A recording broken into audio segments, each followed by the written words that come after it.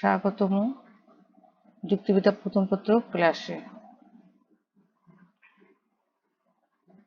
আমি শামিমা শাহিন, সহকারী অধ্যাপক, যুক্তিবিদ্যা, police line school and college, Rangpur. অধ্যায় তৃতীয়, যুক্তির উপাদান। আজকের বিষয় পদের প্রকারভেদ। আজকে আমরা শিখতে পারব পদের প্রকারভেদ সম্পর্কে, পদের প্রকারভেদের সংজ্ঞা উদাহরণ সম্পর্কে,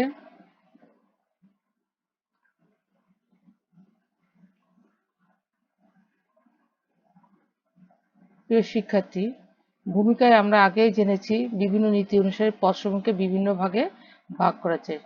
যেসব ভিন্ন নীতি অবলম্বন করে ভাগ করা হয় তার একটি ছকও আমরা পূর্বে দেখিয়েছি। তারই ধারাবাহিকতা হিসাবে আমরা আজকের পরের পদগুলোর সংজ্ঞা এবং উদাহরণ সম্পর্কে জানার চেষ্টা করব। বিপরীত পদ ও বিরুদ্ধ পদ।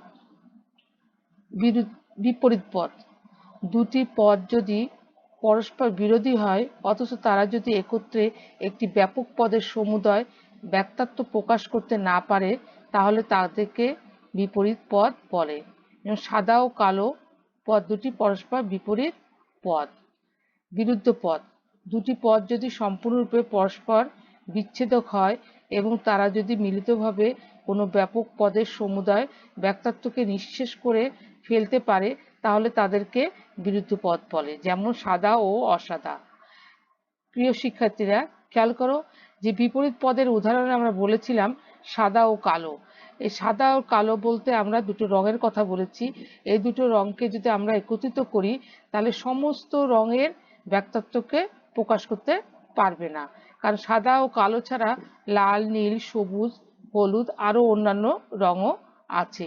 এই জন্য এখানে বলা হচ্ছে যে দুটি পদ যদি পরস্পর বিরোধী হয় অথচ তারা যদি একত্রে একটি ব্যাপক পদের সমুদয় ব্যক্তাত্ব প্রকাশ করতে না পারে তাহলে তাদেরকে বিপরীত পদ বলবো। তাহলে আমরা এখানে কি দেখলাম যে সাদা ও কালো এ দুটো পদ, রঙের পদ, কিন্তু এরা সম্পূর্ণ রঙকে প্রকাশ করতে পারলো না। ঠিক তেমনি বিরুদ্ধ পদের ক্ষেত্রে আমরা দেখলাম উদাহরণে সাদা ও অসাদা। এখানে সাদা ও অসাদা বলতে সাদা এবং অসাদা রং, যতগুলো রং আছে রঙের সমগ্র ব্যক্তাত্বকে প্রকাশ করে ফেললো। কারণ সাদা ও অসাদা বলতে আমরা বোঝাচ্ছি সাদা আর অসাদা, লাল, নীল, সবুজ আর যত রং আছে সব অসাদার মধ্যেই পড়বে। সুতরাং এই দুটো একত্রিত করলে আমরা পেয়ে যাব সমগ্র ব্যক্তাত্বকে। সুতরাং এখানে আমরা বলতে পারি বিরুদ্ধ পদ কি, দুটি পদ যদি সম্পূর্ণরূপে পরস্পর বিচ্ছেদক হয় এবং তারা যদি মিলিতভাবে কোনো ব্যাপক পদের সমুদয় ব্যক্তাত্বকে নিঃশেষ করে ফেলতে পারে তাহলে তাদেরকে বিরুদ্ধ পদ বলে। এসো একাত্মক এবং অনেকাত্মক পদের দিকে। একাত্মক পদ, যে পদের একটি মাত্র অর্থ থাকে তাকে একাত্মক পদ বলে, যেমন গরু, গোলাপ, বই ইত্যাদি। এখানে খেয়াল করো যে গরু, গোলাপ, বই বলতে এই গরু বলতে গরুকে বোঝানো হয়েছে, গোলাপ বলতে আর কোনো অর্থ নেই, গোলাপ বলতে একটা ফুলের কথাই বোঝানো হয়েছে, বই বলতে বইকে বোঝানো, এখানে আর অন্য কোনো অর্থ নেই, একটা মাত্রই অর্থ প্রকাশ করেছে। অনেকাত্মক পদ, যে পদের একাধিক অর্থ থাকে তাকে অনেকাত্মক পদ বলে, যেমন তীর, গজ, দণ্ড ইত্যাদি।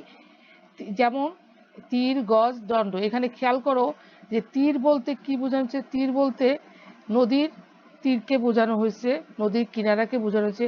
আবার একটা হাতিয়ার, যে হাতিয়ার দ্বারা কোনো কিছুকে শিকার করা হয়।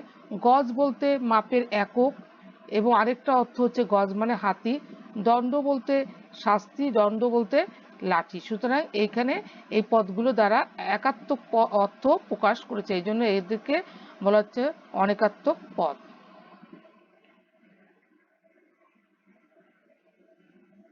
বস্তুবাচক ও গুণবাচক পদ। বস্তুবাচক পদ, যে পদ দ্বারা কোনো অস্তিত্বশীল বস্তুকে নির্দেশ করে তাকে বস্তুবাচক পদ বলে। আবার বলি, যে পদ দ্বারা কোনো অস্তিত্বশীল বস্তুকে নির্দেশ করে তাকে বস্তুবাচক পদ বলা হয়। যেমন মানুষ, গরু, বই, খাতা ইত্যাদি।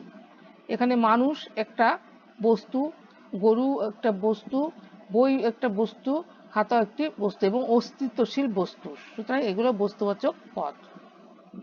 গুণবাচক পদ, যে পদ দ্বারা কোনো গুণকে নির্দেশ করা হয় তাকে গুণবাচক পদ বলে।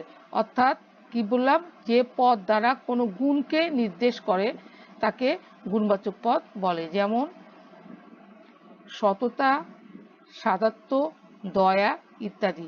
এখানে সততা বলতে একটা গুণকে প্রকাশ করেছে, সাদাত্ব একটা রঙের গুণকে প্রকাশ করেছে, দয়াও একটা গুণকে প্রকাশ করেছে, সুতরাং এগুলো হচ্ছে গুণবাচক পদ। নির্দিষ্ট, অনির্দিষ্ট পদ। নির্দিষ্ট পদ, যে পদ কোনো নির্দিষ্ট ব্যক্তি, বস্তু, স্থানের উপর আরোপিত হয় তাকে নির্দিষ্ট পদ বলে। আবার বলি, যে পদ কোনো নির্দিষ্ট ব্যক্তি, বস্তু ও স্থানের উপর আরোপিত হয় তাকে নির্দিষ্ট পদ বলে। যেমন কামাল, হিমালয়, লোকটি, বইখানা ইত্যাদি। অনির্দিষ্ট পদ, যে পদ কোনো নির্দিষ্ট ব্যক্তি, বস্তু, স্থানের উপর আরোপিত হয় না তাকে অনির্দিষ্ট পদ বলে। যেমন একটি কলম, কিছু মানুষ, কয়েকজন ছাত্র। এখানে খেয়াল করো যে নির্দিষ্ট ও অনির্দিষ্টর মধ্যে মূলত আমরা নির্দিষ্ট পদ বলতে আমরা নির্দিষ্ট করে কোনো ব্যক্তি, বস্তু বা স্থানকে নির্দেশ করছি। যেমন এখানে বলা হচ্ছিল কামাল, হিমালয়। কামাল বলতে একজন ব্যক্তির নামকে বোঝানো হয়েছে, হিমালয় বলতে একটা হিমালয়কে বোঝাচ্ছে, লোকটি বলতে একটা লোককে বোঝানো হয়েছে, এখানে নির্দিষ্ট করে বোঝানো হয়েছে। অর্থাৎ খেয়াল করবা যে এই পদগুলোতে কোনো প্রশ্ন আমাদের সামনে চলে আসে না। অর্থাৎ আর অনির্দিষ্টর ক্ষেত্রে আমরা একটা প্রশ্ন করে ফেলি। যেমন আমি একটি কলম, একটি কলম বলতে প্রশ্ন চলে আসে যে কোন কলমটি। যদি বলে একটি ছাত্র, তাহলে কোন ছাত্র। কিছু মানুষ বলতে কোন মানুষ, কোন কিছু মানুষকে বোঝানো হয়েছে, সুতরাং এখানে অনির্দিষ্ট করে বোঝানো হয়েছে। এখন দেখো নিরপেক্ষ ও সাপেক্ষ পদ।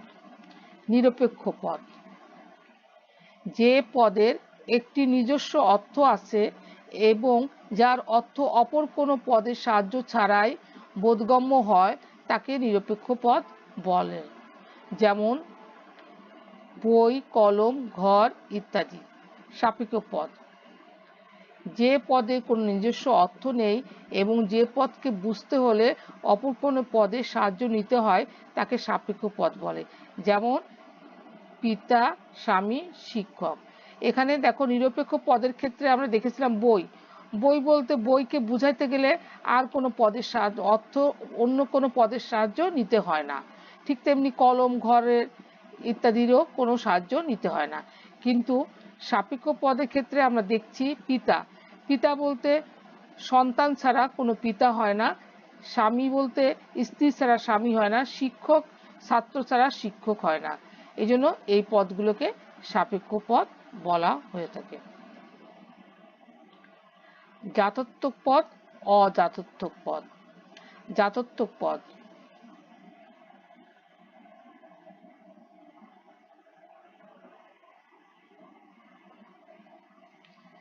যে পদের ব্যক্তাত্ব ও জাতত্ব দুই আছে তাকে জাতত্বক পদ বলে। যেমন মানুষ, সাদা ইত্যাদি।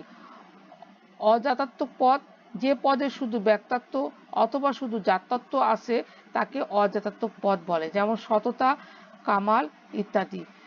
জাতাত্মক পদের দিকে খেয়াল করো, যেখানে উদাহরণে আমরা বলেছি মানুষ, সাদা।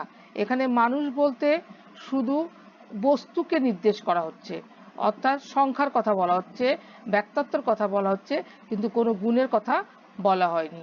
সুতরাং শুধু একটা বস্তুর ব্যক্তাত্বকে নির্দেশ করছে। আবার সাদার ক্ষেত্রে আমরা শুধু জাতত্বকে নির্দেশ করছে, কোনো ব্যক্তাত্বকে নির্দেশ করছে না। সুতরাং জাতত্বক পদে যে পদের ব্যক্তাত্ব ও জাতত্ব দুই আছে তাকে আমরা বলবো জাতাত্মক পদ। ঠিক অজাতাত্মক পদের ক্ষেত্রে আমরা বললাম সততা, কামাল। এখানে সততা বলতে শুধু জ্ঞাতার্থকে নির্দেশ করছে, কোনো ব্যক্তার্থকে নির্দেশ করছে না। কামাল বলতে এখানে শুধু ব্যক্তার্থকে নির্দেশ করছে, কোনো জাতার্থকে নির্দেশ করছে না। সুতরাং অজাতার্থক পদের ক্ষেত্রে সংজ্ঞায় আমরা কি বলবো আবার, যে পদে শুধু ব্যক্তার্থ অথবা শুধু জাতার্থ আছে তাকে অজাতার্থক পদ বলে। আবার খেয়াল করো, জাতার্থক পদ এবং অজাতার্থক পদের মধ্যে মূলত পার্থক্য, জাতার্থক পদে কেবল একটি ব্যক্তার্থ অথবা জাতার্থ দুটোই থাকে, ব্যক্তার্থ এবং জাতার্থ দুই থাকে, তাকে জাতার্থক পদ বলবো। আর অজাতার্থক পদের ক্ষেত্রে আমরা বলবো যার মধ্যে হয় ব্যক্তার্থ থাকবে না হলে জাতার্থ থাকবে, তাদেরকে আমরা বলবো অজাতার্থক পদ।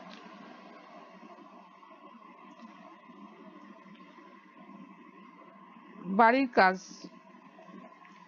তোমরা এই যে পদের যে শ্রেণীবিভাগগুলো পড়লে, এই পদের শ্রেণীবিভাগগুলো সুন্দর করে সংজ্ঞা উদাহরণ মুখস্থ করবে এবং বোঝার চেষ্টা করবে। সকলকে ধন্যবাদ।